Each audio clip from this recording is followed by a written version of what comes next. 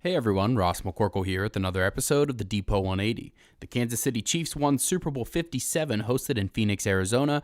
Of particular interest to Steelers fans out there is the fact that one Juju Smith Schuster is now the proud owner of a Super Bowl ring. Well, not yet, but those will be issued to the players before too long now.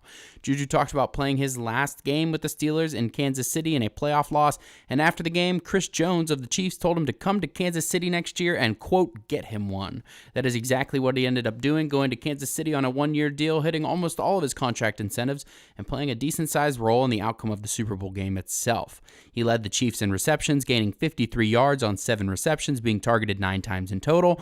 No play was more important, however, than the end-of-game defensive holding penalty that James Bradbury committed on Juju over the middle of the field, a play that had decent odds of ending up in the end zone if Juju wasn't held. Of course, from that point, the Chiefs bled the clock out and kicked the game-winning field goal. Happy for Juju, and it will be interesting to see where he ends up moving into next year with another round of free agency ahead of him.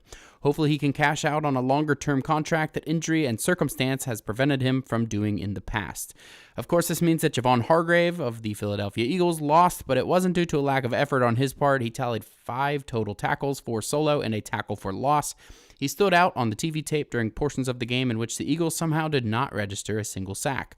So now, the rest of the coaching opportunities and all should work themselves out pretty quickly as teams shift their focus to the scouting combine and the start of the new league year coming up just around the corner.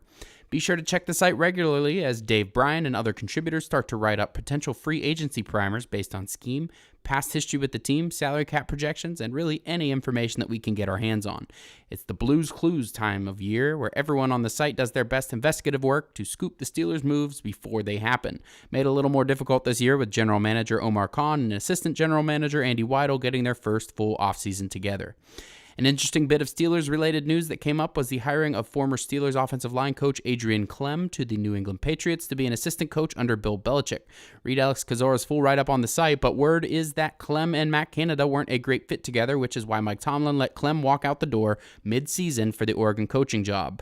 Anytime someone like Bill Belichick is bringing in coaching talent, it's fair to question how and why it didn't work out on the Steelers and why one of the greatest coaches of all time seems to think it will work there.